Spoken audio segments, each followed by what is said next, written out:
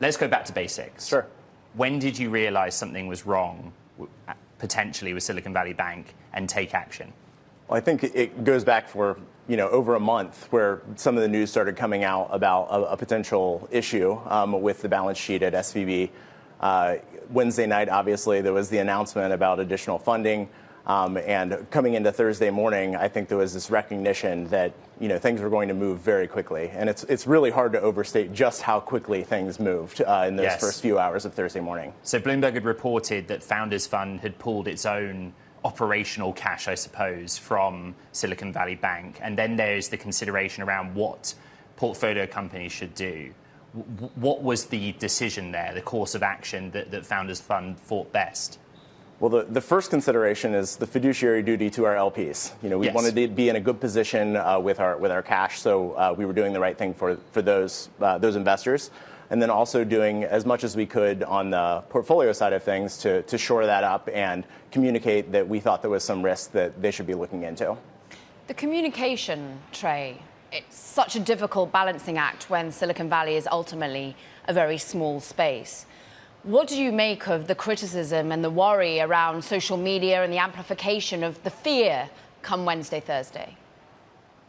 Sure. I mean, I think obviously there's a lot of, as you say, communication risk that you take in, making sure that your portfolio companies are aware of what's going on, that they have the information they need to make the best decision possible. Certainly, even on our end, it was about prioritizing the stack of our portfolio. Like, how do we communicate with as many of them as possible to give them a fighting chance? And I think our biggest regret in the whole situation is that we weren't able to talk to all of them before the situation had kind of already unraveled by the time the SVB CEO gave his press conference at 12:30 on that day. Any regret around just how SVB was seen in that moment?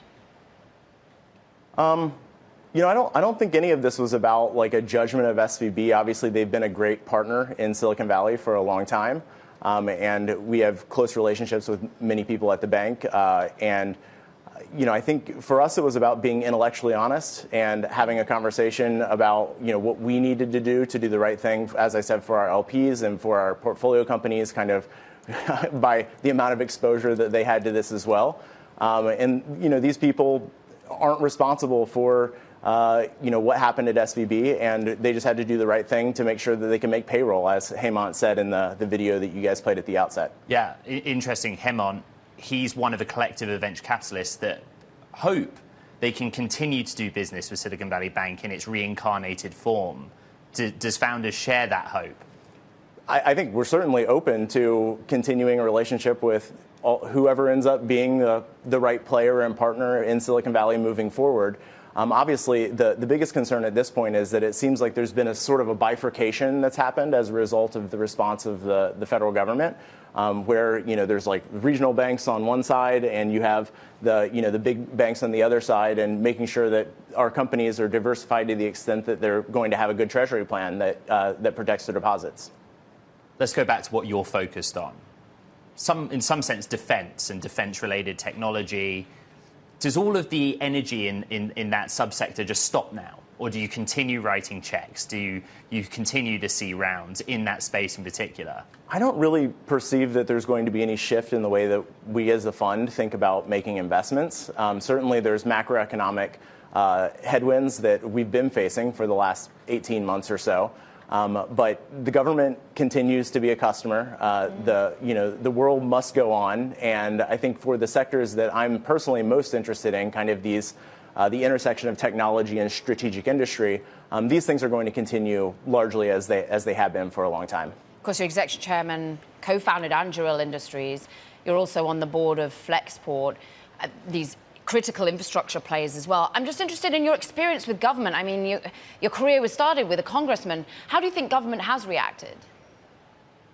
Are you specifically asking about SVB or to the changes in the tech ecosystem? A bit of both. Ultimately, to come in and support the situation, whether it be from the depositor's perspective and indeed just ultimately the view of government and technology at large.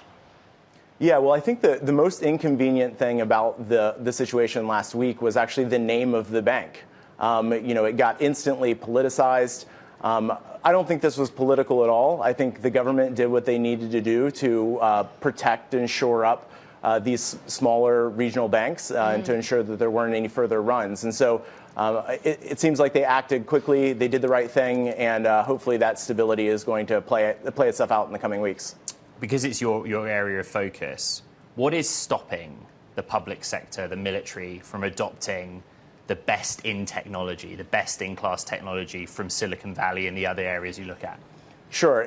I mean, I don't necessarily think it's about geography. I would say most of the best technology companies working with the government are not based in San Francisco.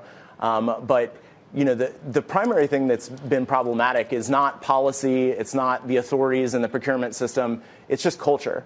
The government hasn't been as forward-leaning and understanding that they need access to the best talent possible to build things that are relevant to the fight in the future. And these are largely software problems. And I think most top talent software engineers are likely to be optimizing ads and not sitting in concrete basements building the future of the DoD.